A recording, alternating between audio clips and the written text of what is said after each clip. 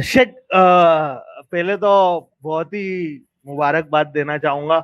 और आप लोगों की जितनी भी मेहनत है, जितनी तारीफ करी जाए सब कम है। जो अल्हम्दुलिल्लाह। आप लोगों की तरफ से मेहनतें हो रही हैं, अल्हम्दुलिल्लाह। आप लोग, मेरे पास अल्फाज नहीं है, इतनी इतनी मैं दिलों से आपकी तारीफ करता हूँ।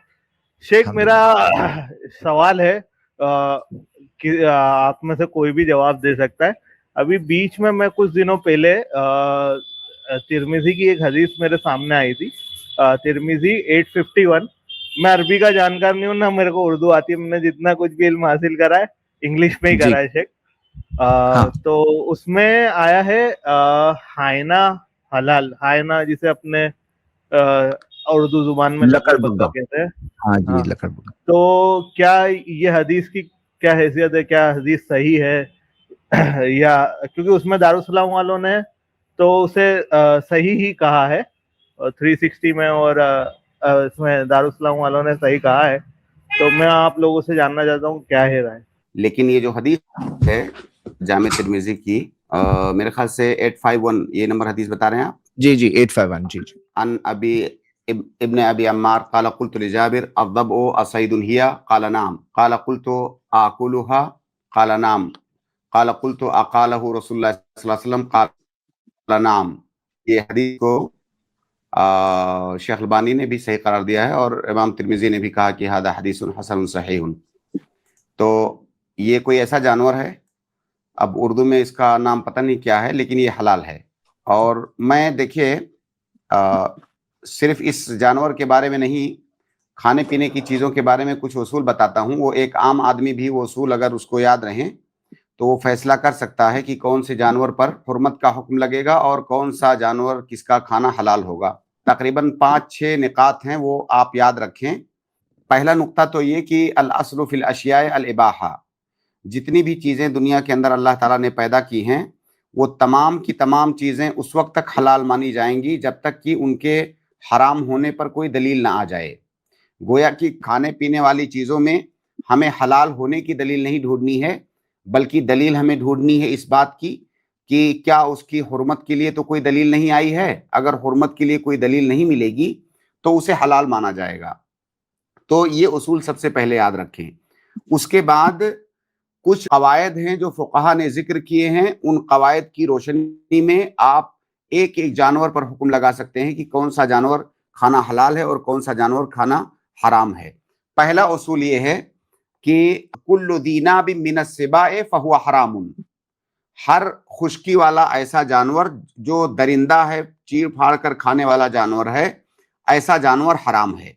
ये खुश्की वाले जानवर के बारे में है।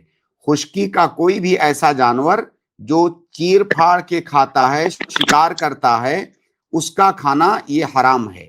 और खुश्की वाले जानवर का मतलब ये है कि उसकी जिंदगी खुश्की में होती है। कभी वो पानी में भी जा सकता है, लेकिन उसकी बेशतर जिंदगी खुश्की में होती है। तो ये पहला उसूल। दूसरा उसूल ये है कुल्लु दी मिखलब मिन अत्तैर फहुवा हराम। हर परिंदा जो अपने पंजे से शिकार करता है, जो पंजे से शिकार करके खाता है, वो परिंदा हराम है। तो ऐसे बहुत सारे परिंदे हैं, जैसे बाज है, शाहीन है। ये परिंदे शिकार करते हैं अपने पंजे से दूसरे छोटे छोटे जानवरों का, और उसे शिकार करके वो खाते हैं। ऐसे जानवरों का खाना हराम है जो पंजे से शिकार करने वाले जानवर हों। तीसरा उसूल इसमें यह है कि कुल्लु मा अमर शारिउ बिक़त्लिही। हर वो जानवर जिसको कत्ल करने का हुक्म हमारी शरीयत ने दिया है, उस जानवर का खाना हराम है। जैसे हमारी शरीयत ने सांप को कत्ल करने का हुक्म दिया है, सांप को मारने का हुक्म दिया है। हमारी शरीयत ने बिच्छू को मारने का हुक्म दिया है। इसी तरह से कोई भी ऐसा जानवर हमें मिले जिसको मारने का शरीयत ने हुक्म दिया है कि इस जानवर को मारो, हमारी शरीयत ने छिपकली को मारने का हुक्म दिया है, तो हर वो जानवर जिसको कत्ल करने का, मारने का हुक्म शरीयत ने दिया है, उसको खाना हराम है। और इसकी वजह यह है कि अगर उसको खाना हलाल होता तो हमारी शरीयत मार करके उसको जाये करने का हुक्म नहीं देती। तो मारना उसको जाये करना हुआ, इसका मतलब उसको खाना हराम है। ये तीसरा उसूल। चौथा उसूल यह है कि कुल्लु मा अमर शारिउ कुल्लु मा नहा शारिउ अन क़त्लिही। ہر وہ جانور جس کو قتل کرنے سے ہماری شریعت نے منع کیا ہے اس کو کھانا بھی ہمارے لیے حرام ہے. جیسے مثال کے طور پر ہماری شریعت نے ہدہد کو قتل کرنے سے منع کیا ہے, اور اس طرح کے کچھ جانور ہیں, النملہ والنحلہ والہدہد والسرد, ایک ہی حدیث میں ان کا ذکر ہے. چینٹی ہے, شہد کی مکھی ہے, ہماری شریعت نے ان کو قتل کرنے سے منع کیا ہے. تو ہر وہ جانور جس کو قتل کرنے سے شریعت نے منع کیا ہے اس کو کھانا ہمارے لیے حرام ہے, اور وہ اس لیے کہ جب اس کو آپ قتل ہی نہیں کر سکتے تو پھر آپ اس کو کھائیں گے کیسے. تو یہ چوتھا اصول. پانچواں اصول یہ ہے کہ کل نجس کل ما حکم علیہ الشارع بالنجاسہ, ہر وہ چیز جس کے نجس ہونے کا شریعت نے حکم لگایا ہے کہ یہ چیز نجس ہے اس کو کھانا بھی حرام ہے. جس چیز کو بھی شریعت نے نجس کہہ دیا اس کو کھانا یہ ہماری شریعت کے اندر حرام ہے. تو یہ کتنے اصول ہوئے؟ 5 ہوئے. اسی طرح چھٹا اصول ہے ہر وہ چیز جس کے اندر ضرر ہے, وہ ضرر چاہے شرعی ہے یا طبی ہے, اس کو کھانا حرام ہے. اگر طب کے اعتبار سے کسی چیز میں ضرر ثابت ہو جائے کہ یہ چیز نقصان دہ ہے اس کو کھانا حرام ہے. یا شرعی ضرر کا مطلب شریعت نے منصوص طریقے سے کسی چیز کے بارے میں کہا کہ اس کو مت کھاؤ, اب یہ شرعی ضرر ہوا. لیکن شریعت نے منصوص طریقے سے کسی چیز کو کھانے سے منع نہیں کیا ہے, لیکن طب کے اعتبار سے میڈیکلی یہ ثابت ہو جائے کہ اس میں ضرر ہے تو اس کا کھانا ہماری شریعت میں حرام ہے. تو یہ 6 اصول ہیں. اگر ان 6 اصولوں پر کھانے پینے کی چیزوں کو آپ اپلائی کریں گے تو آپ بہت آسانی سے فیصلہ کر سکتے ہیں کہ کون کون سی چیزوں کا کھانا ہماری شریعت میں حرام ہے. اب اس کے علاوہ جتنی بھی چیزیں بچتی ہیں سب کا کھانا جائز ہوگا اس اصول کی روشنی میں جو میں نے شروع میں بیان کیا کہ الامر فی الاشیاء الاباحہ. جی زید بھائی. جی شیخ, ایک بھائی کا سوال ہے کہ لیکن یہ جو آئینہ بھائی جسے ابھی کہا جاتا ہے, جو جی شیخ, الحمدللہ دستور نے بڑی تفصیل بیان کی, جی ساری وضاحتیں آ چکی. وہ نام کو لے کر تھوڑا سا اشتباہ ہو رہا تھا. ہاں جی لکڑ بھگا بھی استعمال ہوتا ہے, آئینہ بھی استعمال ہوتا ہے, اور قدیم تراجم میں بجو اس کے لیے یہ تعبیر استعمال کی جاتی ہے اس جانور کے لیے. اور یہ جو شبہ پیدا ہوتا ہے کہ یہ جائز ہے یا جائز نہیں ہے, کچھ لوگوں نے اس کو ان جانوروں میں شمار کیا جو اپنے دانت کے ذریعے کھاتے ہیں. ذیناب میں اس کو شمار کیا, جو بڑے بڑے کونچی جو نکلی ہوئی ہوتی ہے جن جانوروں کو کھانے سے شریعت نے منع کیا. تو اس طرح سے بعض اہل علم نے, خاص طور پہ فقہائے حنفیہ نے اس کو شامل کیا ہے. لیکن ایک روایت ہے, جامع ترمذی ہی کی روایت ہے, حدیث نمبر 1792, خزیمہ بن جز رضی اللہ عنہ سے مروی, وضع کے بارے میں, اسی جانور کے بارے میں, کہ اس صحابی نے پوچھا عن اکل الضبع, تو فرمایا اللہ کے نبی صلی اللہ علیہ وسلم نے سوال کے طور پر, او یاکل الضبع احد, کیا کوئی اس کو کھاتا ہے؟ پھر اس کے بعد میں دوسرے جانوروں کے بھیڑیے کے بارے میں پوچھا گیا. لیکن یہ حدیث ضعیف ہے. تو جو بھائی عام طور پر سوال کرتے ہیں اس جانور کے بارے میں, یا تو ان کے پاس شبہ ہوتا ہے کہ یہ جانور درندوں میں, خونخوار درندوں میں جو اپنے ذیناب بڑے بڑے دانت کے ذریعے کھانے والا جانور ہے, یا تو عقلی اعتبار سے اس میں اس کو شامل کرنے کی کوشش کرتے ہیں, یا اس ضعیف حدیث پر جسے شیخ البانی رحمہ اللہ نے اور دیگر اہل علم نے ضعیف قرار دیا ہے, ضعیف حدیث کی بنا پر شبہ ہوتا ہے. ورنہ علماء کی میجورٹی نے اور شیخ محترم نے جو اصول بتائے ہیں اور جامع ترمذی کی جو صحیح روایت ہمارے سامنے ہے, ان سب وجوہات کے پیش نظر انشاءاللہ یہ جانور حکم کے اعتبار سے حلال ہے. اللہ اعلم. زید بھائی ایک چیز اور جی. ابھی شیخ نے بتایا, مجھے یاد آئی ایک چیز اور. یہ جی. جو شبہ کچھ لوگ پیش کرتے ہیں کہ اس جانور کے دانت ہوتے ہیں, جی. مطلب اسی طرح سے جس طرح بہت سارے درندوں کے دانت ہوتے ہیں اسی طرح اسی شکل کے اس جانور کے بھی دانت ہوتے ہیں. ابھی میں اس کی تصویر دیکھ رہا تھا انٹرنیٹ میں. جی. تو یہ شبہ کچھ لوگ پیش کرتے ہیں کہ بھائی اس کے تو دانت ہیں اور اسی دانت سے کھاتا ہے. تو آپ حدیث کے الفاظ پہ غور کیجئے, کل ذی ناب من السباع, اس حدیث کے اندر 2 وصف بیان کیا گیا ہے. ایک تو ذی ناب دانت والا, اور من السباع ہر دانت والا نہیں. وہ جو درندہ ہے، درندہ ہر اس جانور کو نہیں کہتے جو دانت سے کھاتا ہے، جو شکار کرتا ہے، جو شکار کرتا ہے اور جس کو درندہ کہا جاتا ہے، تو ذبح کا شمار درندے میں نہیں ہوتا ہے، تو اس کے اندر دونوں صفت پائی جانی چاہیے، ذی ناب بھی ہو من السبا بھی ہو، تب اس کے حرمت کا حکم لگایا جائے گا، اور یہ من السبا نہیں ہے۔ چلیے ایک انٹرسٹنگ یعنی ایک نئے موضوع پر کچھ باتیں الحمدللہ آ جائیے، شکریہ۔ حالانکہ تھوڑا فقہی موضوع تھا، ہمارے مین جو پروگرام کا کیریکٹر اس کے مطابق نہیں تھا، لیکن پھر بھی چلیے ہم نے لے لیا۔ اگلے گیسٹ کو لیتے ہیں جی، ابن داؤد بھائی آپ اپنا سوال پوچھ سکتے ہیں۔ قائب، ٹھیک ہے، تو جب تک وہ آتے ہیں، اب آپ سب بھائیوں کے سامنے جو بات رکھی گئی ہے آج الحمدللہ اسٹریم میں، اور مجھے خوشی ہے کہ اسٹریم میں کچھ لوگ تو ایسے آئے ہیں اب تک جو دوسرا پوائنٹ آف ویو لے کر آئے کہ ہمارے پاس یہ دلیل ہے، اور بھی کوئی دلیل بچی ہو تو آ جائیے۔ یہ اسٹریم کا 1.25 گھنٹہ بچا ہے، اور اس اسٹریم کا مقصد یہی ہے کہ لوگوں کے سامنے حق بات واضح ہو جو اس مسئلے پر ہے، جو خاص طور سے غیر اللہ کے لیے ذبح کے متعلق ہے۔ اور میں اگلے گیسٹ کو لے رہا ہوں، لیکن جیسے موقع ملتا ہے تو دکتور نسیم میں چاہوں گا آپ بھی اس تعلق سے کوئی چیز لوگوں کے سامنے رکھیں تاکہ سمجھنے میں لوگوں کے لیے آسانی ہو جائے، انشاءاللہ اس موضوع کو سمجھنے میں آسانی ہو۔ لیکن ایک گیسٹ لے لیتے ہیں پھر موقع دیکھ کے، ہاں انشاءاللہ۔ ابن داؤد بھائی اپنا سوال پوچھ سکتے ہیں۔ اب آئی جی، السلام علیکم ورحمۃ اللہ۔ اب آئی جی، ہاں جی ہاں بتائیے۔ اسٹیریو پہ آ گیا تھا پتہ نہیں کیوں، بہرحال جی جزاک اللہ۔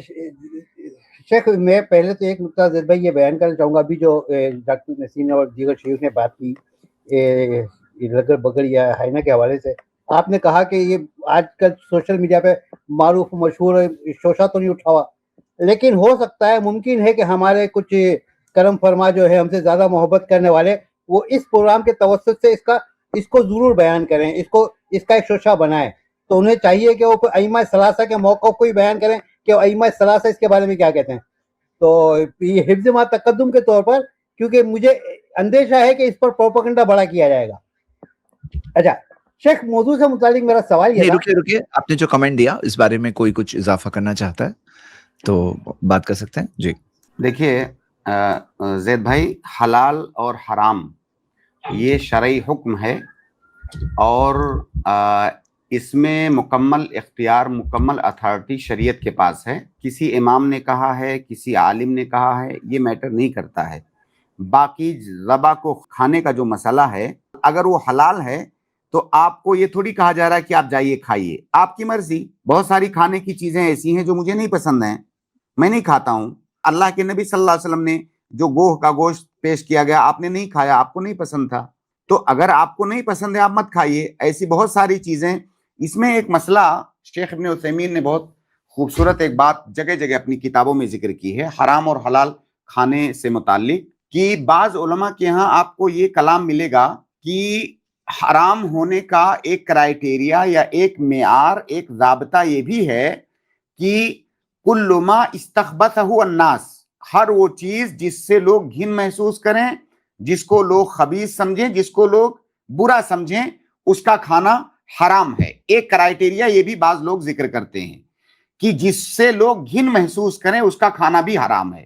لیکن شیخ ابن عثیمین نے اتنا بہترین اس پہ رد کیا ہے، اور دیگر علماء نے بھی، شیخ الاسلام ابن تیمیہ نے ان سے پہلے بھی، کہ لوگوں کا کسی چیز کو خراب سمجھنا یا گھن محسوس کرنا یہ شریعت کا معیار نہیں ہو سکتا ہے۔ کتنی ایسی چیزیں ہیں جو بہت اچھی مانی جاتی ہیں ہمارے معاشرے میں کھانے کے لیے، انہی چیزوں کو آپ دوسرے معاشرے میں جائیں گے لوگ اس کو ناپسند کرتے ہیں دوسرے معاشرے میں۔ اور اس طرح کی چیزیں تو ہم نے خود دیکھی ہیں، جامعہ اسلامیہ میں ہم پڑھ چکے ہیں، وہاں پہ پوری دنیا کے طلبہ ہوتے ہیں، اور طرح طرح کی تہذیبیں اور طرح طرح کی ثقافتیں وہاں پہ طلبہ کے حوالے سے آتی ہیں، پوری دنیا کے الگ الگ حصوں سے۔ تو کھانے پینے کی چیزوں میں بھی ہم نے دیکھا بہت سارے طلبہ ایسی چیزیں کھاتے ہیں جو ہمارے یہاں کے لوگ نہیں پسند کریں گے، قطعاً اس کو مطلب ہاتھ بھی لگانا پسند نہیں کریں گے۔ تو لوگوں کی طبیعت کس کو برا سمجھ رہی ہے، کس کو اچھا سمجھ رہی ہے، یہ ہماری شریعت کا معیار نہیں ہو سکتا ہے۔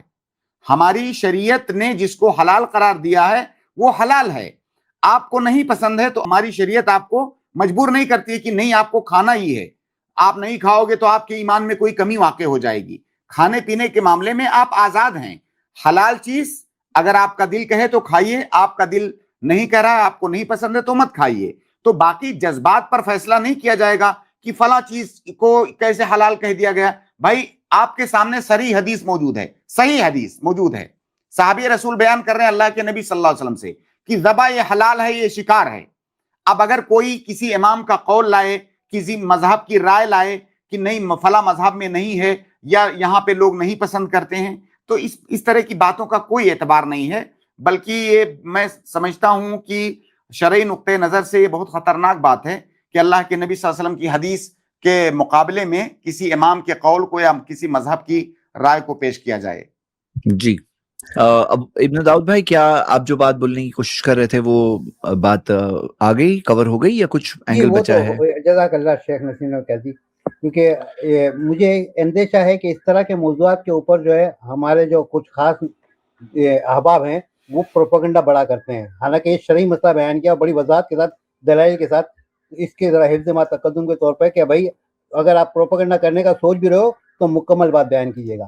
اچھا شیخ, میں موضوع کے متعلق سوال کرنا چاہتا ہوں. اور ایک سیکنڈ کے لیے بس تھوڑا سا مجھے ٹائم دیں.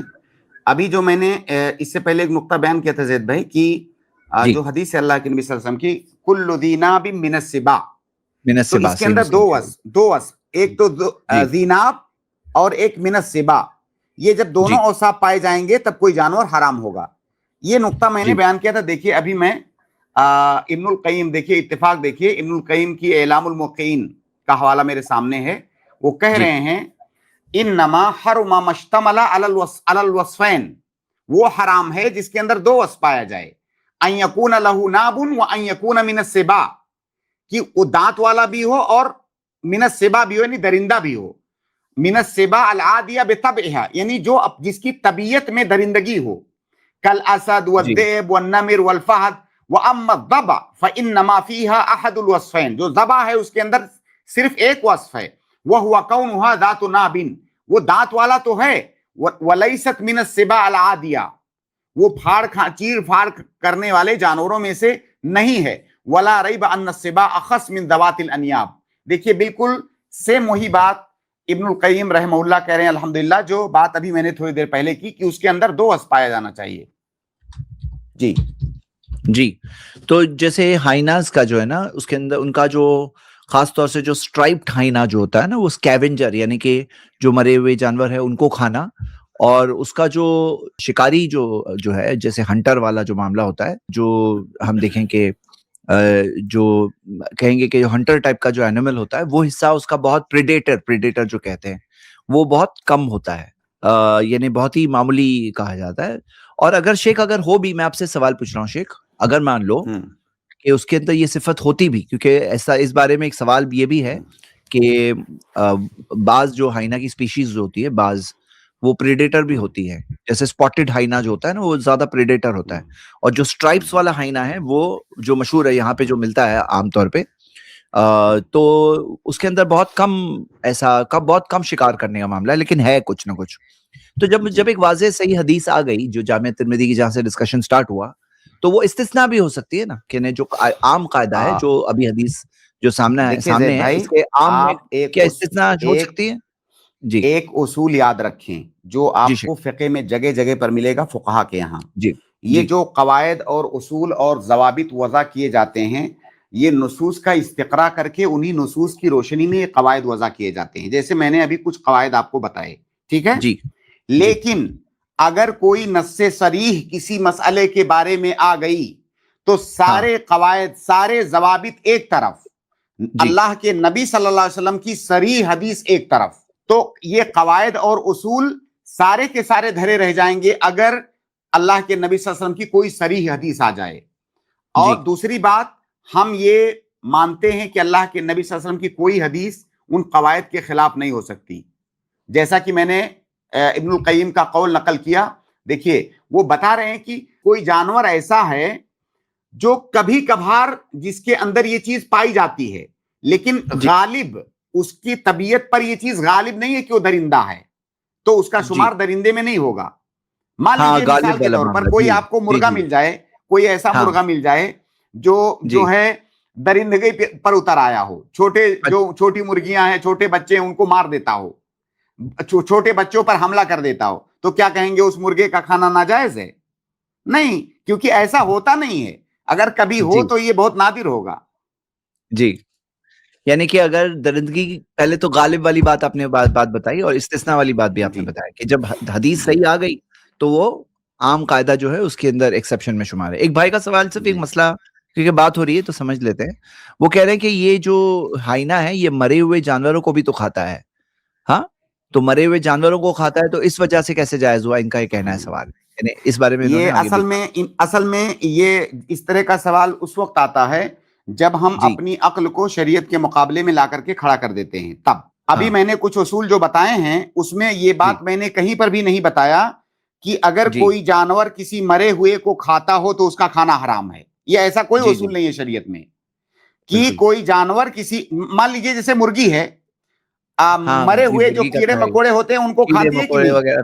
جی ہاں جی ہاں تو ایسا کوئی اصول نہیں ہے شریعت میں کہ ہر وہ جانور جو مرے ہوئے کو کھاتا ہو اس کو کھانا حرام ہے. جی صحیح بات ہے. تو اس مسئلے میں یعنی فقہی اعتبار سے کافی چیزیں میرے خیال سے بہت لوگوں کے لیے کلیئر ہوئی ہوگی. جزاک اللہ خیر.